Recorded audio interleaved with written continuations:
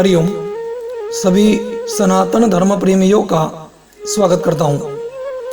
और सनातन धर्म विरोधी, सनातन संस्कृति व संत विरोधी लोगों में से यदि कोई मेरा ये वीडियो देख रहे हो तो उन नासमझ बुद्धिहीन लोगों का भी स्वागत है।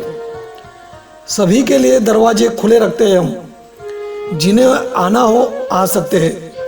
किंतु यहाँ आने के बाद यदि कोई गलत बात, गलत टिप्पणी, गलत कमेंट करोगे तो भाई ईंट का जवाब पत्थर से मिलेगा।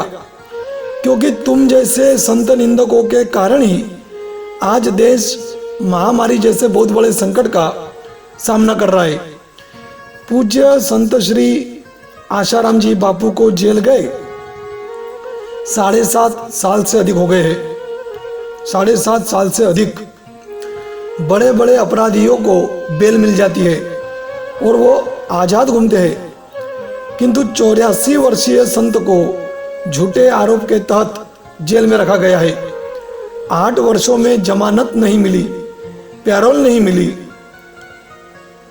बुधवार रात से बापूजी अस्पताल में है, आज शनिवार है। जेल और अस्पताल में कितना कष्ट सह रहे हैं बापूजी।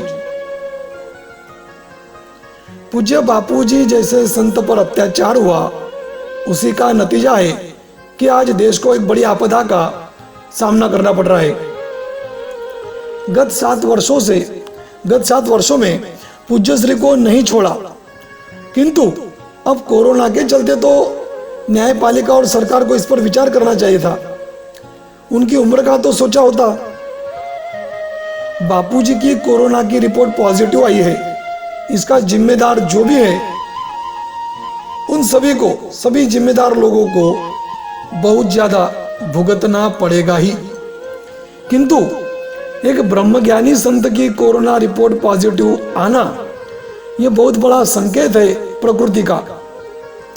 ब्रह्म के साकार स्वरूप में कोरोना संक्रमण होना, इसका मतलब यही निकलता है कि अब पूरे विश्व को कोरोना की इससे और बड़ी लहर का सामना करना पड़ेगा ही। पूज्य बापूजी को इतने कष्ट दिए जा रहे हैं, फिर भी उनके मुंह से कभी किसी के लिए बुरा शब्द नहीं निकला।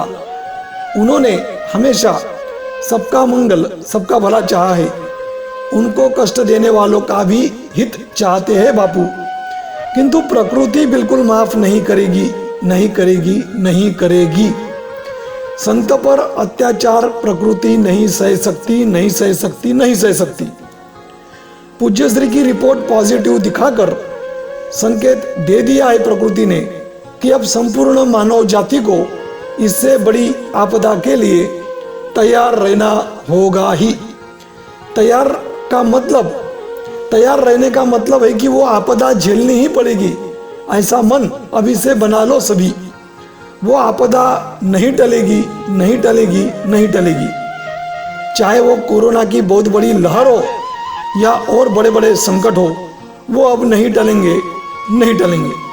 क्योंकि पूज्य बापूजी जैसे संत पर अत्याचार नहीं रुक रहे हैं। षड्यंत्रकारी और बड़े बड़े राजनेता और कई बिकाऊ मीडिया वाले, विदेशी मिशनरी वाले, गद्दार, ऐसे कई बड़े नाम है जो ये पाप के जिम्मेदार है।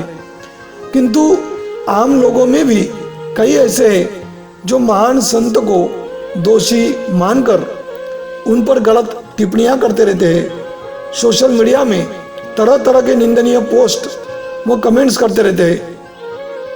तो सबको फल भुगतना ही पड़ेगा। क्षमा करना बापूजी, मुझे क्षमा करना बापूजी।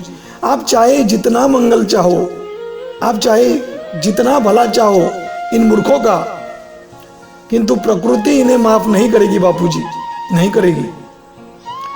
विश्व की संस्कृति हम जानते हैं, वे तो बेचारे भुगतेंगे उनके कर्म। किंतु ऋषि मुनि, संत व अवतारों के देश में एक ब्रह्मज्ञानी संत पर इतने अत्याचार हो रहे हैं, तो ये बात तो पक्की है कि भुगतना तो हिंदुस्तान को भी पड़ेगा, बहुत ज्यादा भुगतना पड़ेगा। मित्रों, हो जाओ तैयार देशवासियों। प्रकृति ने दिया है संकेत, अब बहुत भारी संकट आने वाला है। क्योंकि बापूजी को ऐसी हालात में भी रिहा नहीं किया जाएगा। इसलिए संकट तो आएगा ही आएगा ही आएगा और हमको उसका सामना करना पड़ेगा ही। और परिणाम ये होगा कि संकट की जीत होगी और हमारे देश की हार होगी, बहुत बड़ी हार होगी। हरिओम।